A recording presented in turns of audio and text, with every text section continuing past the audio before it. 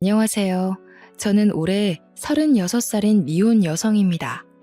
제 사연은 결혼이라든지 예비 신랑이라든지 그런 내용은 아니고요. 가족 이야기입니다.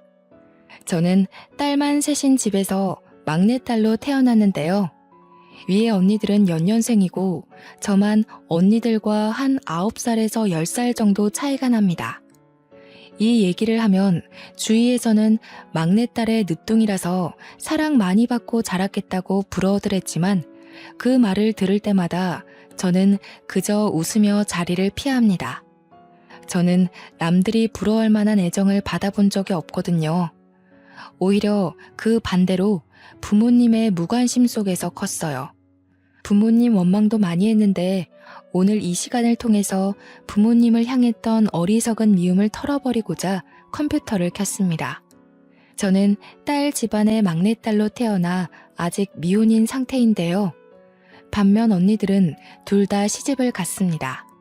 제가 막 20대가 되었을 때 언니들은 아빠가 소개해준 형부를 만나 결혼을 했어요. 저희 집에는 우리 자매가 상당히 꺼려하는 엄한 아빠가 있고 친구처럼 편한 엄마가 계십니다. 언니 둘은 결혼을 해서 집을 나가고 없으니 저만 부모님과 같이 살고 있었어요. 언니들이 집에 없으니까 부모님의 관심이 그나마 저한테 집중되었는데요. 자식이라고 저밖에 안 남았으니 집중할 수밖에 없어서 옛다 애정 받아라 그런 느낌으로 관심을 받았던 기억이 납니다. 원래부터 그렇게 자라왔기 때문에 이 서운함조차 저는 익숙한 사람이었습니다. 우리 집엔 아들이 없어서 부모님한테 장녀가 너무 중요했고 연년생인 둘째 딸의 뒷심 또한 장녀 못지않게 중요한 존재로 대우받았어요. 제가 초등학생일 때 부모님은 고등학생 언니들에게 휴대폰을 해주고 교복 맞춰주고 학원 보내준다고 돈을 왕창 쓰시고 제게는 떡볶이 한 컵 사주신 적이 없으세요. 제가 중학생일 때는 학원은커녕 언니들 취업 때문에 정신없어서 저를 돌봐주지 않았죠. 또 제가 대학을 입학할 당시에 부모님은 언니들 결혼 혼수 대준다고 돈을 쏟아붓던 시기라서 여윳돈이 바닥난 상태였습니다. 제게 첫 등록금만 내주시고 나머지 등록금은 제가 따로 장학금을 받거나 알바해서 번 돈으로 메꿔 넣었죠. 언니들이 학교 다닐 때는 아빠가 직장인이었거든요. 그래서 언니들은 학교 다닐 때 알바 한번 해본 적 없고 등록금뿐만 아니라 용돈까지 챙겨받았던 걸로 기억해요. 저 때는 아빠가 퇴직했던 때라 아빠 힘에 부쳐서 해주고 싶어도 그럴 수 없었다는 거 이해합니다. 그래서 저도 따로 불평을 늘어놓지 않았어요. 물론 저는 집에서 거의 없는 존재나 마찬가지여서 사춘기 투정 부릴 곳조차 없긴 했어요. 언니들 뒤에 가려서 매일 혼자 스트레스 풀고 놀고 그랬습니다. 언니들은 가끔 저더러 부모님이 성적 관리도 안 해주고 놀아도 신경 안 써서 좋겠다고 하는데 그 말을 듣고서 한참 사춘기일 때 저는 언니들이 나를 약올리는 건가 생각이 들었어요. 제가 불평만 안 했다 뿐이지 저는 부모님 관심 받는 언니들이 훨씬 부러웠으니까요. 여기까지만 말씀드려도 제가 어떤 환경에서 어떤 대우를 받고 자랐는지 대충 감이 오시지 않습니까? 다들 아들 하나 낳아야 되는 거 아니냐고 과거에 부모님한테 그렇게 잔소리를 해댔다는데 저희 부모님은 딸 셋이면 충분하다고 아들보다 딸이 속정 깊다면서 시대를 앞선 답변으로 주위의 간섭을 차단했다고 들었습니다. 그 마음이 제게까진 닿지 않았던 걸까요? 제 눈에는 부모님이 아들 없어서 언니들한테 뼈 빠지게 쏟아붓는 걸로만 보였거든요. 저희 아빠가 늘 호랑이처럼 지엄한 분이라고 말씀드렸잖아요. 그만큼 다가가기 어려웠다는 말인데 언니들조차 아빠랑 속 얘기는 거의 안 해봤을 거예요. 아빠는 평소 저희와 대화를 나눌 때 격식을 차린 자리에서만 저희를 불러다 나앉혀놓고 말씀하시는 분이셨습니다. 주로 사회생활 대처며 앞으로의 계획 등 이런 진부한 얘기를 할 때만 저희에게 대화를 시도했죠. 이런 대화만 하는데 어떻게 마음으로 가까워질 건덕지가 있었겠습니까? 아빠와 저희 자매가 친해지기 어려웠던 또 하나의 이유는 바로 시집이었는데요. 아빠는 늘 저희가 빨리 시집을 가길 바라셨습니다. 아빠는 택배를 하는 공무원이셨는데 정년 퇴직하기 전에 축의금 뿌린 거 거둬야 된다고 언니들이 나이 30대고 나서부턴 그렇게 결혼하라는 말을 입에 달고 사셨어요. 그래서 언니들은 그 성화에 못 이겨 아빠가 붙여주는 남자와 결혼을 서두르다시피 했습니다. 저는 말씀드렸다시피 언니들과 나이 차이가 좀 있어서 당시에 20살이었던 제게는 아빠가 차마 결혼하라고 재촉 못하더군요.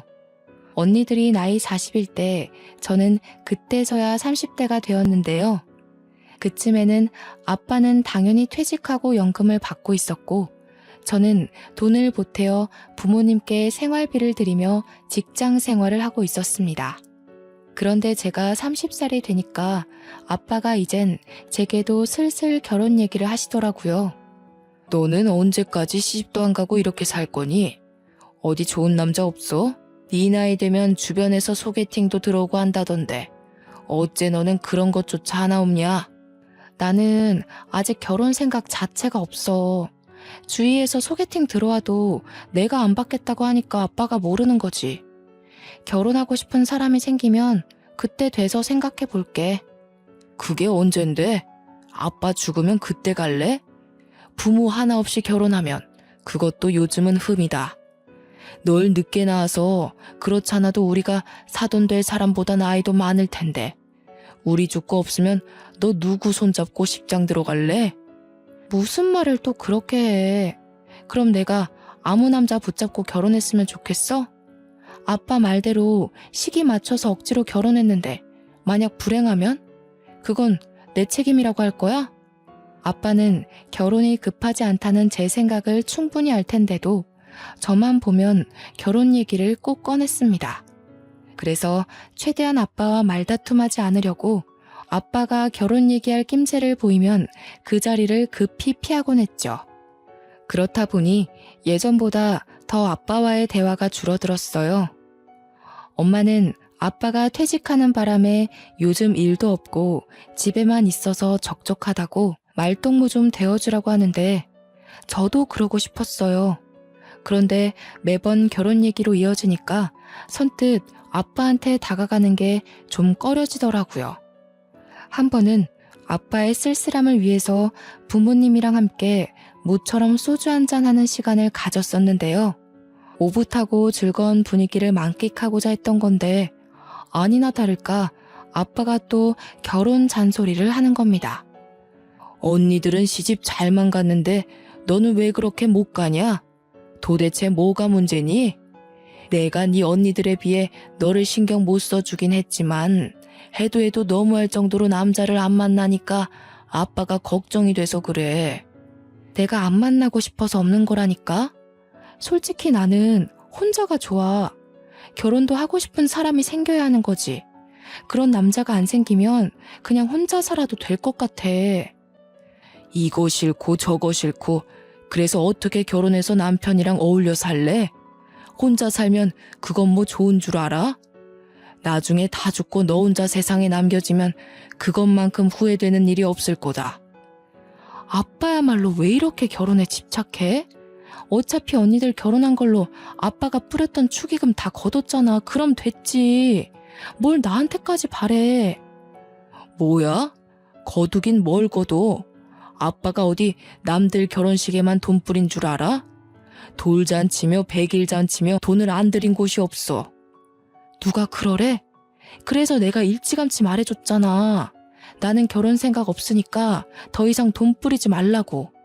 아빠 멋대로 계속 뿌리고 다녀놓고 왜 나더러 그걸 갚으라는 건데? 적당히 좀 해. 그냥 예전처럼 언니들만 신경 써. 기분 좋은 저녁 식사 자리에서 결국 저는 아니 꼽게 말투가 나갔고 술 한잔 된 아빠는 제 버르장머리에 꼭지가 나가서 버럭 언성을 높였습니다. 저도 그땐 술 때문이었는지 과거의 언니들만큼 못해줬다는 걸로 아빠한테 딴지를 걸고 말았네요. 솔직히 엄마 아빠가 언니만 신경 썼지 내가 뭐라든 관심이나 가졌어? 난 상 같은 거 받아와도 그걸 가방에서 꺼낸 적이 없었어. 왜 그런지 알아? 엄마 아빠는 늘 언니들 때문에 바빴거든. 이럴 거면 차라리 날 낳지 말지 그랬어. 아들도 아니었는데 딸인 거 알았을 때 날 지우지 그랬냐고. 이 녀석이 아무리 우리가 너한테 신경을 못 써줬다고 하더라도 말버릇이 그게 뭐야? 엄마 아빠 사정 몰라서 그래? 어쩜 너는 다 커도 이렇게 어린 생각만 하는 거냐? 그동안 언니들 하는 거 보면서 배운 것도 없어? 여보, 그만해요. 술이 많이 됐네. 그만 정리하고 잠자리에 듭시다. 윤희 너도 들어가서 잘 준비해라.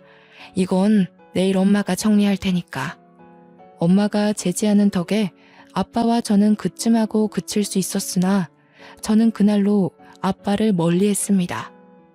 원래도 가까운 사이가 아니었는데 제 고의적인 행동으로 인해서 더 멀어진 거죠.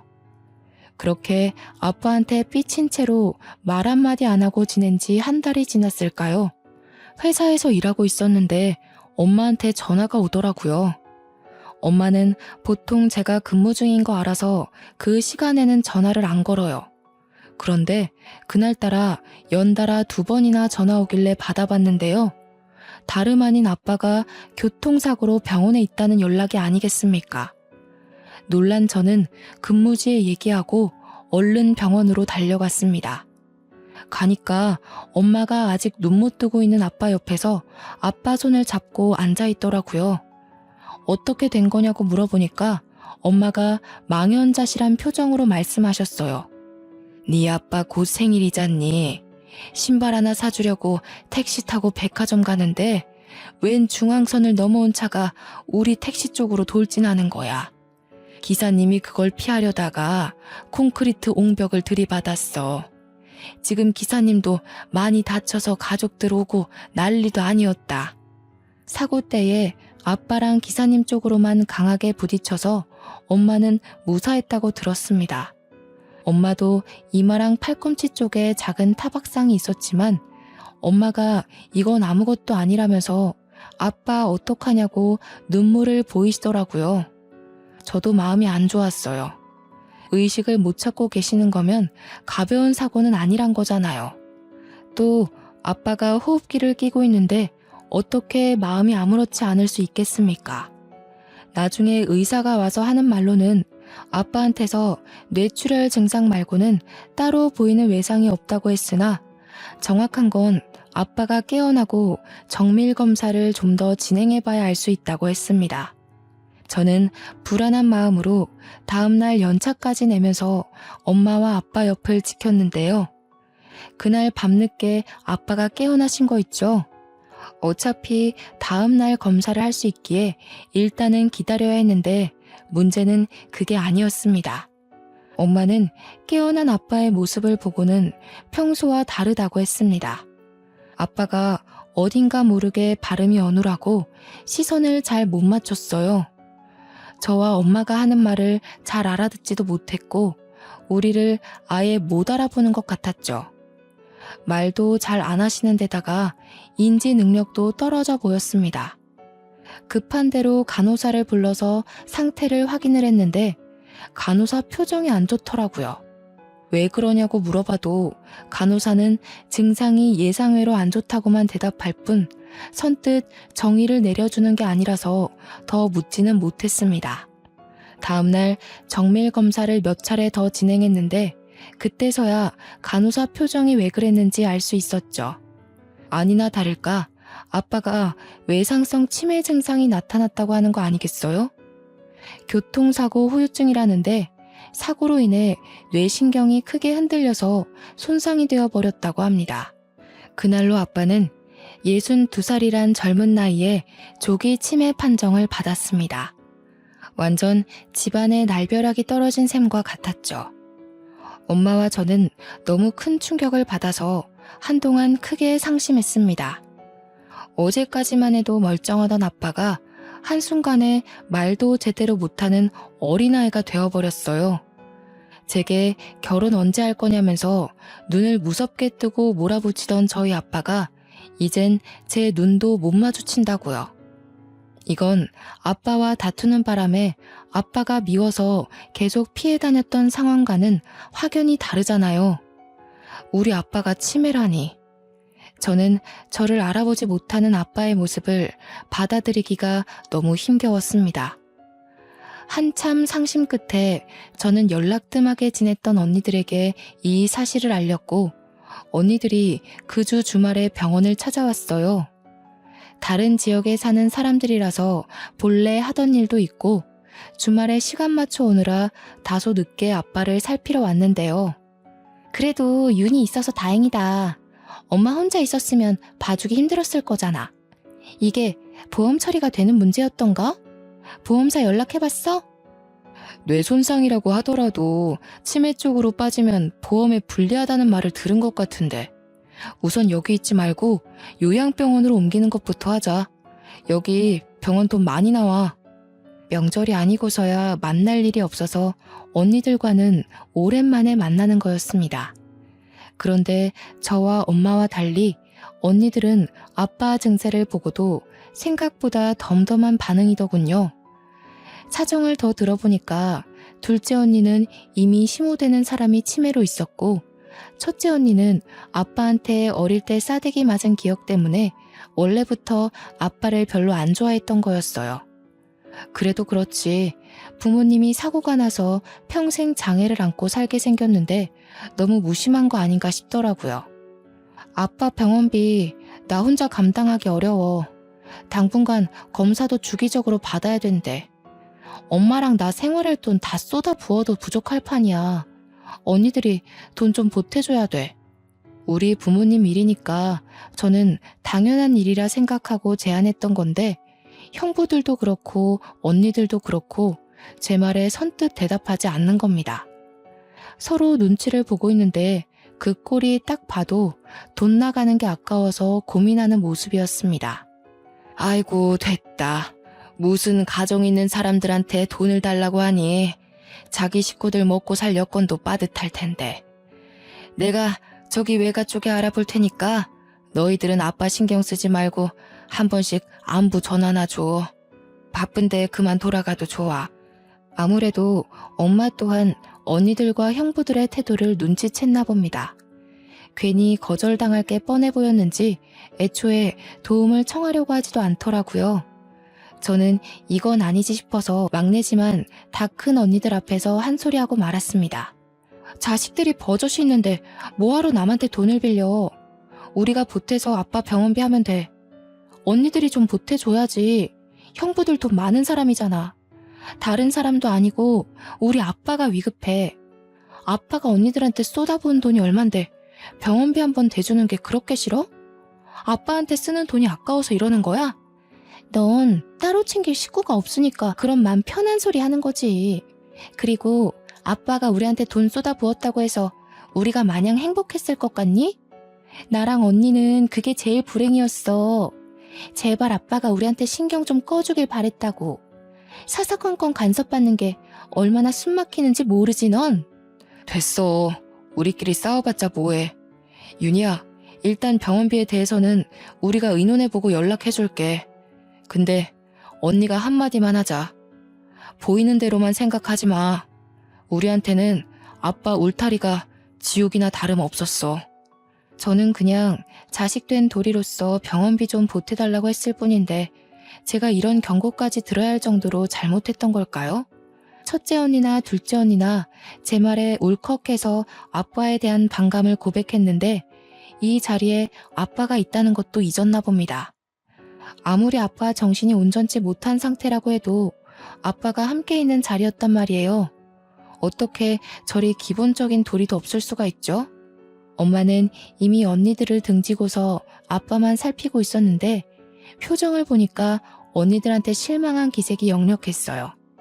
그런데도 그 실망한 표정을 언니들한테는 들키지 않으려고 숨기더군요. 언니들은 그 정도의 말밖에 안 하고는 고작 병실에 30분 정도 있다가 우르르 나가버렸습니다. 심지어 전화로 연락해준다고 하더니 며칠을 기다려도 전화 한 통이 안 오더군요.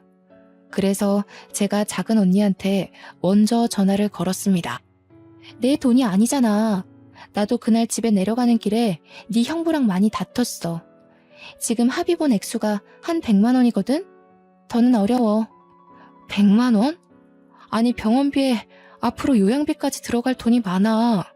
그럼 나랑 엄마는 손가락 빨면서 지내? 아무리 출가 외인이라지만 너무하는 거 아니야? 그럼 어떡하라고. 네 형부 엄마도 치매 환자야. 이미 거기에도 돈 엄청 들어가. 가뜩이나 애들 학비까지 대줘야 돼서 우리도 예전만큼 넉넉지가 않다고. 저도 무턱대고 돈을 달라고 할 생각은 없었지만 작은 언니가 말하는 태도가 너무 기분 나쁘더라고요. 그래서 몇 분을 더 따지고 들었던 것 같습니다. 작은 언니만 그랬으면 제가 이 정도로 우라통이 터지진 않았을 겁니다. 큰 언니라는 사람은 작은 언니보다 더 했는데요. 왜냐면 큰 언니는 고등학교 때까지 아빠한테 싸대기를 맞았거든요. 장녀라는 이유만으로 큰 언니는 가장 가혹한 훈육을 당해왔어요. 그래서 그런지 아빠에 대한 반감이 작은 언니보다 더 컸습니다. 아빠가 붙여준 남자랑 결혼하는 바람에 내 인생 망했다고. 네가 첫째의 고충을 알아?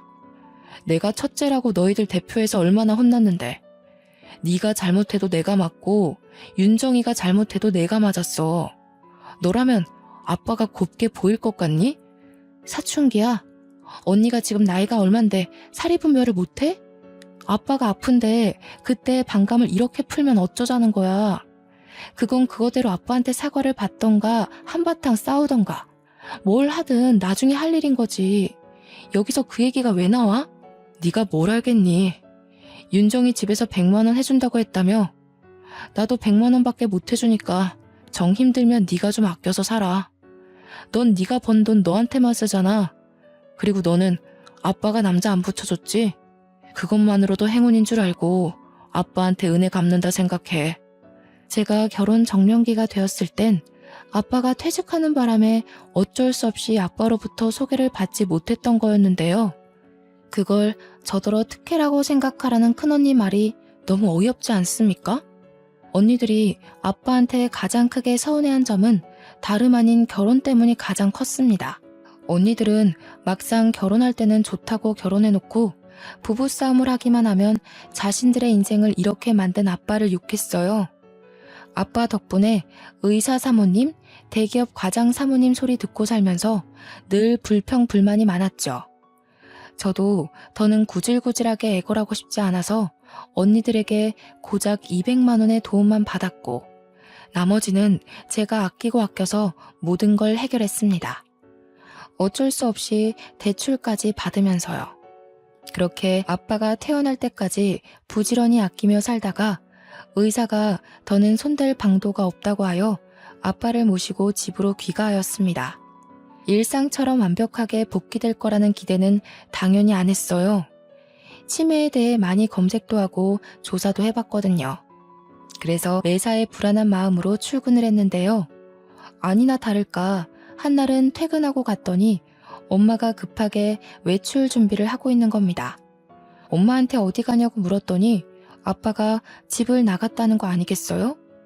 엄마가 잠시 요리하고 있는 사이 아빠가 사라졌다고 했습니다. 놀란 저는 엄마와 같이 아빠를 찾으러 나섰고 그 사이 경찰에 신고까지 했어요.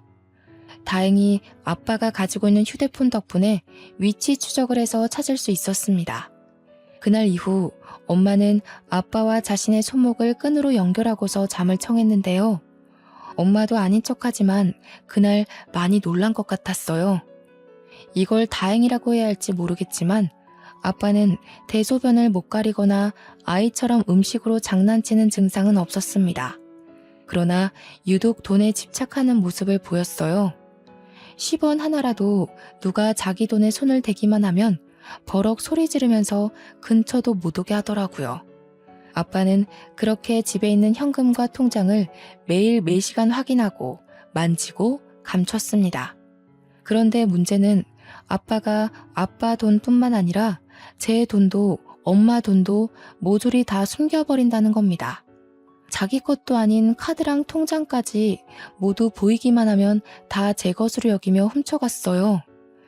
한날은 출근한다고 바쁘게 나갔는데 차에 기름이 없길래 주유소에 잠깐 들렸거든요. 그런데 아무리 뒤져도 가방 속에 지갑이 없는 거 아니겠습니까? 전날 출퇴근할 때만 해도 지갑이 있었는데 다음날 아침에 없다는 건 퇴근 이후에 사라졌다는 거잖아요. 저는 아빠가 치매 걸리고 난 후부턴 퇴근하고 어딜 들린 적이 없어요. 무조건 집에 붙어 있었거든요. 그렇다는 말은 제 지갑이 집에서 없어졌다는 말밖에 안 되는데 그 순간 저는 쎄한 기분이 들면서 설마 싶더라고요. 엄마한테 전화했더니 엄마 생각도 아빠 짓이 맞는 것 같다고 하는 겁니다. 엄마가 아빠 자는 사이에 몰래 확인해서 있으면 빼내서 갖다 주겠다고 했습니다. 아빠의 이런 행동은 제가 근무지에서 일 때문에 예민해진 날이면 좀 스트레스로 와닿았어요. 그래도 참을 수 있을 정도라 여태 직접적으로 따지지는 않았죠. 저는 차를 몰고 집까지 결국 돌아갔는데요. 아무리 기다려도 엄마가 안 나오는 겁니다. 다시 전화했더니 이젠 전화도 안 받더군요. 결국 제가 올라갔는데 문을 열자마자 싸우는 소리가 들렸어요. 알고 보니 엄마가 제 지갑 빼내려다 아빠한테 걸려서 맞고 있는 게 아니겠습니까?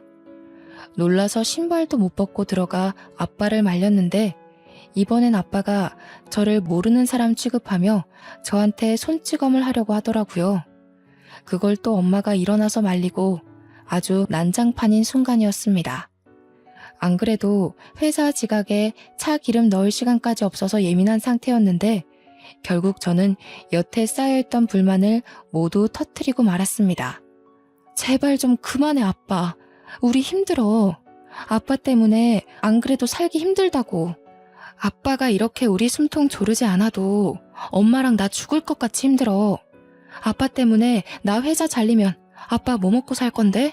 우리 어떻게 살아가냐고. 제발 그냥 가만히 좀 있어주면 안 돼? 아무것도 하지 말고 제발 좀 얌전히 있어.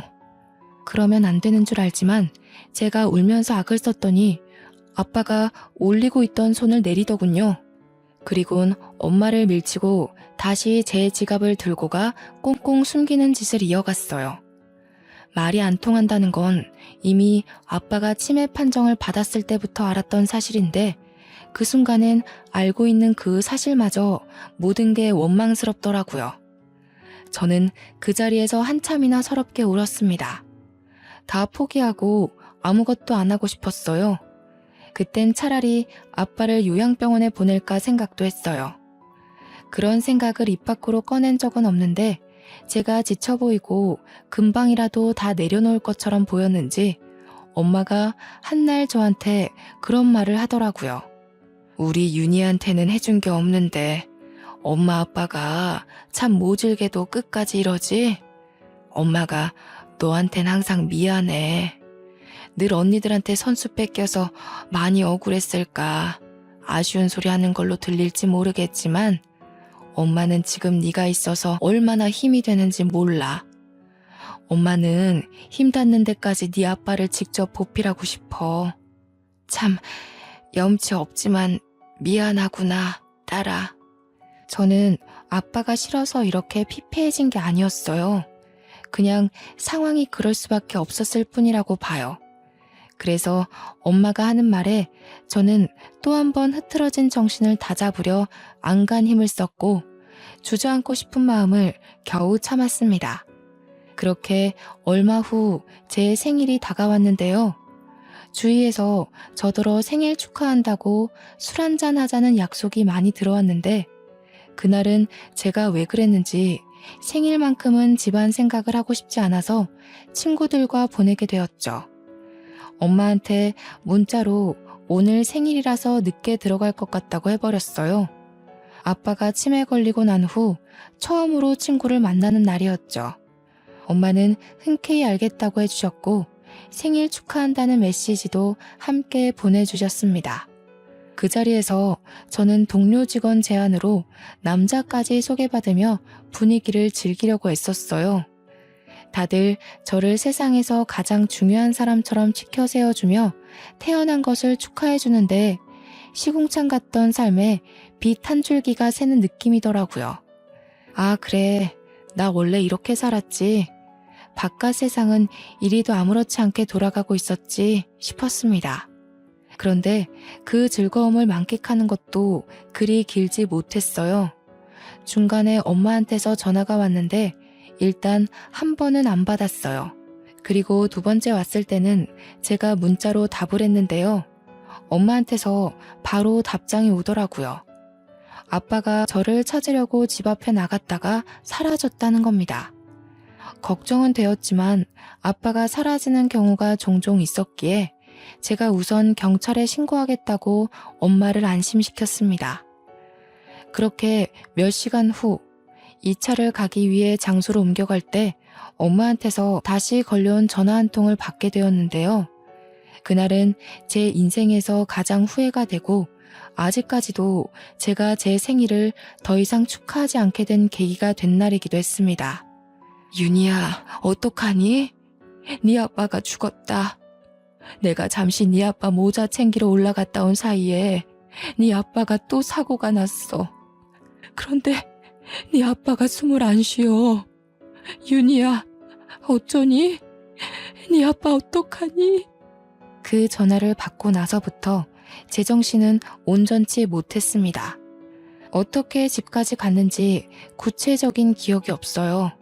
그냥 어디 가냐는 동료들의 말에 미친 듯이 택시를 잡고 병원에 갔다는 느낌 정도만 남아있네요. 그렇게 찾아간 병원에서 저는 들어가기 전부터 아빠를 발견했는데요. 이전처럼 병실에서 호흡기 끼고 있는 아빠가 아닌 장례 차량으로 이송 중인 아빠를 발견한 거였어요. 천으로 똘똘 감싸져 있는 탓에 엄마가 아니었다면 아빠인 줄도 몰랐을 겁니다. 아빠는 뺑소니 사고를 당해서 그 자리에서 바로 눈을 감으셨다고 해요. 그 순간 얼마나 후회가 되었는지 모릅니다. 그냥 술자리 가지 말고 집에 갔다면, 내가 제 시간에 집에 들어가서 가족들이랑 생일을 보냈다면, 그랬다면 우리 아빠가 죽지 않았을 텐데. 나 찾느라고 그 차가운 길바닥에 나갔다가 아프게 돌아가시는 일은 없었을 텐데.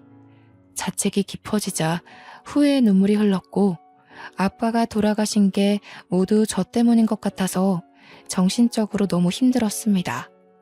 아빠의 부고 소식에 언니들까지 그 새벽에 다 올라오고 저희는 정신없이 장례를 준비했어요. 형부가 상주를 서고 다들 장례 절차랑 비용에 대해 안내받는다고 정신이 없었는데 저는 구석에 박혀서 죄책감에 고개도 못 들고 바보같이 계속 울기만 했습니다. 그러자 첫째 언니가 약간 짜증을 내면서 저를 부르더군요. 최윤희, 언제까지 놀고 있을 거야? 지금 갑자기 상나서 한 손이라도 더 필요한 거 몰라? 적당히 하고 와서 도와. 그런다고 아빠가 살아 돌아오시는 거 아니다. 너도 아빠한테 짜증 많이 냈다면서. 엄마 말론 아빠 때문에 네가 많이 힘들어했다고 그러던데? 너도 솔직히 그만하고 싶었을 거 아니야. 그리고 언젠가 일어날 사고였어. 치매 증상에서 제일 위험한 게 밖으로 놔두는 거잖아. 사고랑 직결된 문제니까. 언니 둘은 저더러 자기들이랑 똑같이 아빠한테 학을 떼놓고선 뭘 이제 와서 후회하고 우냐고 하더라고요. 그 소리를 듣는데 화가 났던 저는 당시 저의 죄책감을 언니들한테 풀려고 했던 것 같아요. 언니들은 아빠 자식 아니야? 지금 남이 죽었어? 아빠가 돌아가셨는데 겨우 그렇게밖에 말 못해? 막말로 아빠가 언니들한테 형부들 붙여준 게 그렇게 잘못된 일이야? 언니들도 형부들 돈 많아서 좋다고 여기저기 자랑하고 다녔잖아. 잘난 것도 없는 언니들 아빠가 뒷바라지 다 해서 사모님 소리 듣게 만들어줬잖아. 어머머, 우리가 무슨 자랑을 했다고 그래. 너 없는 소리 지어내고 그러는 거 아니다. 잘 모르면서 어줍잖게 시비 걸지 마. 그리고 방금 잘난 것도 없다고 했니? 너만큼 잘난 게 없겠어? 머리에 피도 안 마른 게 기어오르네. 아빠 방법이 틀렸다고 해도 나는 언니들이 그걸 이해해줄 나이가 됐다고 봤어. 나도 아빠가 어떤 마음으로 언니들한테 애썼는지 알겠는데 언니들은 대체 왜 몰라? 아니면 알고도 그냥 모르고 싶은 거야? 어떻게 그 나이 먹고도 철이 없을 수가 있어. 이게 술 먹고 왔다더니 돌았나. 조용히 안 해? 사람들 다 보는 데서 교양 없게. 너야말로 생일 파티한다고 철없이 술 먹다가 온 거잖아. 네가 술 먹는다고 늦게 오지만 않았어도 아빠가 밖을 나갔겠니? 그렇잖아도 제가 스스로 자책하고 있던 부분을 작은 언니가 콕 집어 얘기해주니까 순간 목구멍이 턱 막히더라고요. 당시에는 그랬어요. 아무리 이런저런 이유를 갖다 붙여도 아빠가 돌아가신 건 결국 저 때문이라는 결론밖에 내릴 수가 없었죠. 저제 이러지 말고 그냥 앉아서 쉬어. 우리가 다 할게. 그리고 이거 돈 필요하면 나한테 따로 연락해. 내가 처제라면 얼마든지 보태줄 수 있어. 형부가 슬쩍 제 손에 무언가를 쥐어줬는데 다름 아닌 돈이었습니다. 그러면서 제게 귓속말로 덧붙이는 말이 부르기만 하면 언제든지 서울로 올라온다는 겁니다. 아, 그러고 보니 현실 때문에 잠시 잊고 살았는데요. 제게는 언니들한테 말 못했던 엄청난 비밀이 하나 있었습니다. 큰형부, 작은형부 둘 다 제게 다른 마음을 품고 있었다는 거예요. 과거의 형부들은 하나같이 전부 언니들을 소개받고도 저한테 따로 관심을 보였습니다. 막내딸은 얼굴도 안 보고 데려간다는데 제가 딱 그 짝이었거든요. 제 입으로 이런 말 하기 좀 그렇지만 우리 세 자매들 중 제가 가장 외적으로 뛰어난 편이었어요. 부모님이 뒷바라지 팍팍 해줘서 잘 나갔던 건 언니들이었지만 주위 이웃이나 지나가는 사람들은 외적인 것 하나만 보고서 언니들이 아닌 제게 더 많은 관심을 주었습니다. 형부들도 마찬가지였죠. 비록 아빠를 통해서 언니들을 소개받았지만 사실 저와 결혼을 하고 싶었던 겁니다. 형부들은 언니들이랑 결혼하고도 신혼 초에 저한테 연락을 많이 보냈었어요. 저는 그 잘못된 관심을 받고도 언니들 가정을 파탄내고 싶지 않아서 그냥 모른 척 넘겼습니다. 당시는 제가 너무 어렸기도 해서 이 사실 자체가 그저 미안하더라고요. 그래서 언니들한테 영원히 숨길 비밀로 혼자만 알고 있던 사실이었습니다. 그런데 장례식장에서 저는 그 마음이 틀어지고 말았죠. 당장 이곳을 초토화시켜버릴 수 있었지만 저 또한 아빠한테 잘한 것 없는 입장이기에 일단 장례만큼은 조용히 치르고 싶었어요. 그래서 우선은 참고 넘겼습니다. 아마 언니들은 형부들의 흑심을 까맣게 모르고 있을 겁니다. 저 또한 형부들의 흑심이 여태까지 이어져 왔는지는 몰랐는데 이참에 잘 됐다고 봐요. 언니들 가정을 확실히 망쳐놓을 수 있을 것 같거든요. 차라리 제대로 인생 망해봐야 아빠도 욕먹는 게 덜 억울하지 않겠습니까? 그렇게 인정 없는 장례 절차를 마치고 집으로 돌아온 날, 저는 엄마랑 같이 아빠 물건을 정리했어요. 그때 엄마가 제게 무언가를 건네줬는데 저는 그걸 바로 알아볼 수 있었죠. 그건 다름 아닌 아빠가 그렇게 끼고 사수했던 통장들 중 하나였습니다. 받아. 아빠가 너 주려고 가지고 있던 거야. 너 결혼하면 줄 예단비인데 너 크면 꼭 챙겨줄 거라고 그렇게 꽁꽁 감추고 있었어.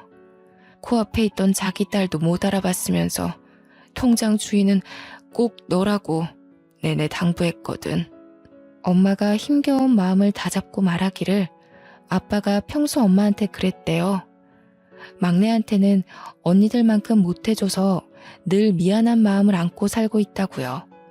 언니들은 태어날 때부터 걸음마를 하고 유치원을 가고 초중고에 대학까지 가는 내내 한시도 눈을 떼본 적이 없는데 결혼까지도 신경 써주고 모은 돈 다 털어가면서 바치고 그랬는데 저는 아빠 스스로도 평생 죄책감을 묻어두고 있었을 정도로 쓸쓸히 크게 했다고 말이에요.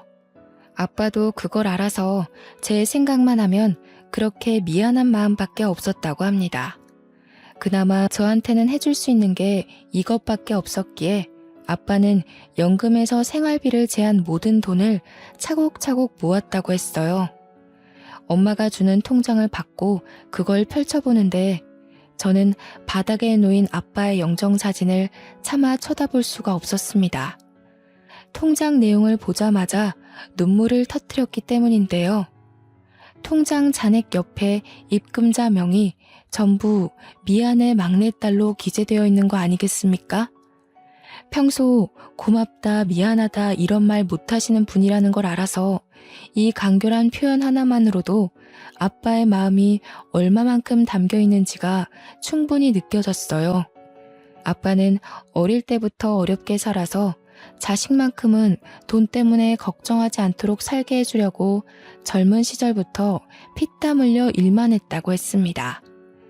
엄마가 옆에서 지켜보는데 단 한순간도 제대로 휴일을 보낸 적이 없었다고 했어요. 주말에도 친구 일하는 데 가서 일용직으로 돈을 벌었고 평일에는 택배 일하면서 돈을 벌었고 허리가 아픈데도 병원비 나가는 게 아까워서 파스만 붙이며 견뎠다고 합니다.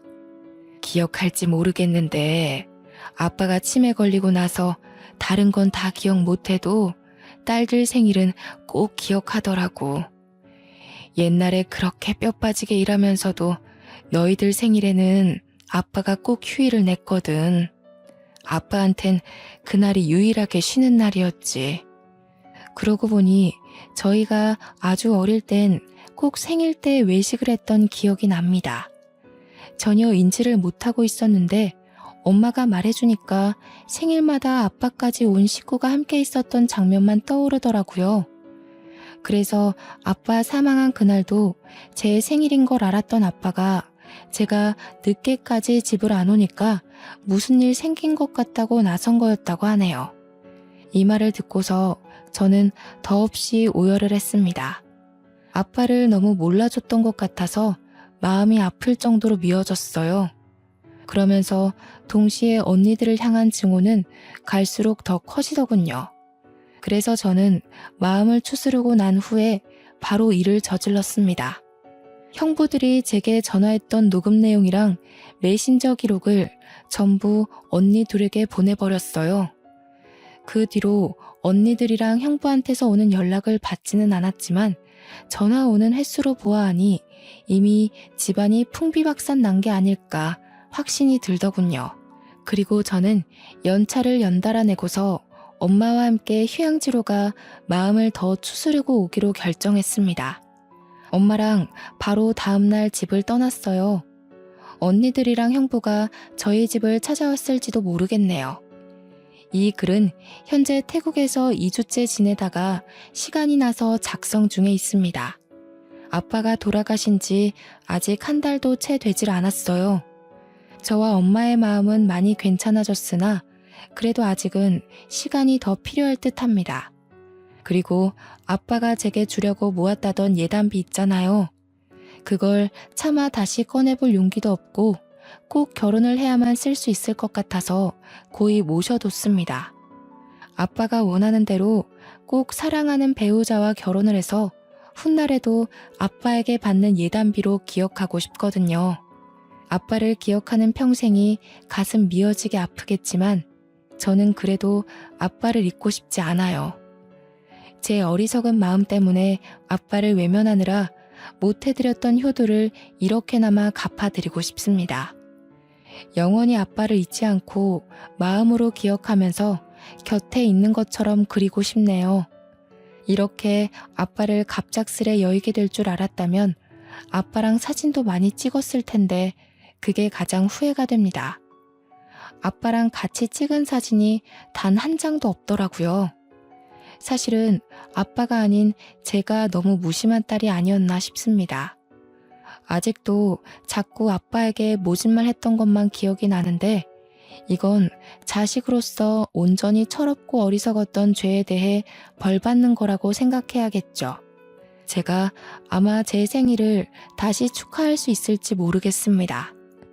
축하를 받더라도 아빠를 꼭 찾아가 아빠와 함께하는 생일을 보내지 않을까 싶어요. 이제 와서 하는 말이 무슨 소용일까 싶지만 이 글을 쓰는 내내도 아빠가 너무 보고 싶습니다. 아빠한테 보고 싶다는 말을 해본 적이 없는데 그 처음이 하필 너무 늦어버려서 이렇게 허공에 대고 후회만 하고 있네요. 아빠가 다음 생에는 부유한 자식으로 사랑받는 남편으로 존경받는 부모로 태어났으면 좋겠습니다. 저희 같은 철부지 딸내미 말고 아빠의 마음과 노력을 알아주고 안아줄 수 있는 그런 가족을 만났으면 좋겠어요. 그리고 너무 늦었지만 마지막으로 아빠한테 한 번도 못했던 이 말을 전하고 싶습니다. 아빠, 키워주셔서 감사합니다. 가족을 위해 너무 수고하셨어요. 부디 위에서는 매일을 두 발 뻗고 편히 쉬시길 바래요. 우리 아빠, 내가 너무 사랑해. 안녕 아빠. 후회라는 게 이렇게 가슴이 아프네요. 다들 저처럼 벌받지 마시고 꼭 가족에게 꼭 사랑 표현 많이 해주셨으면 합니다. 이만 글을 마치도록 할게요. 긴 글 감상해 주셔서 감사합니다.